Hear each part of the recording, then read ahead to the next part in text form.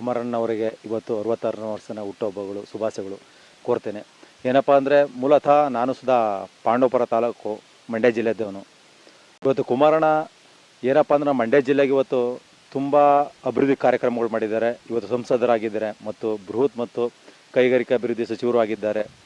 ಹಾಗೆ ಅವರು ತುಂಬ ಒಳ್ಳೆ ಕೆಲಸಗಳು ಮಾಡಿರೋದು ಏನಪ್ಪ ಅಂತಂದರೆ ಇವತ್ತು ಸಾರಾಯಿ ನಿಷೇಧ, ಎಷ್ಟೋ ಜನ ಬಡವರು ಕುಡಿದು ಹಾಳಾಗ್ತಿದ್ರು, ಅಂಥವ್ರಿಗೆ ಸಾರಾಯಿ ನಿಷೇಧ ಮಾಡಿದ್ರು ಮತ್ತು ಲಾಟ್ರಿ ನಿಷೇಧ ಮಾಡೋದು. ಯಾಕಂದರೆ ಇವತ್ತು ಕೂಲಿ ಮಾಡಿ ತಗೊಂಡೋಗಿ ಹಣನೆಲ್ಲ ಲಾಟ್ರಿ ಮೇಲೆ ಹಾಕಿ ತನ್ನ ಹೆಂಡತಿ ಮಕ್ಕಳಿಗೆ ಊಟ ನೀರಿಲ್ದೇ ಬಡತನದ ಬೇಗಿಗೆ ತಳ್ತಿದ್ದಂಥ ಜನಗಳಿಗೆ ಇವತ್ತು ಒಂದು ದಾರಿದೀಪ ಆಗಿದ್ದಾರೆ ಅಂದರೆ ಅದು ಮಾನ್ಯ ಎಚ್ ಡಿ ಕುಮಾರಣ್ಣವರು. ಆದ ಕಾರಣ ಇವತ್ತು ಅವ್ರ ಹುಟ್ಟುಹಬ್ಬದ ಸಂದರ್ಭದಲ್ಲಿ ಅವರನ್ನು ಸ್ಮರಿಸುತ್ತೇನೆ. ಏಕೆಂದರೆ ನಾನು JDS ಅಲ್ಲಿ ಸುಮಾರು ಒಂದು 10-12 ವರ್ಷ ಕೆಲಸ ಮಾಡಿದ್ದೇನೆ. ಏಕೆಂದರೆ ಅವ್ರನ್ನ ತುಂಬ ಹತ್ತಿರದಿಂದ ನೋಡಿದ್ದೇನೆ.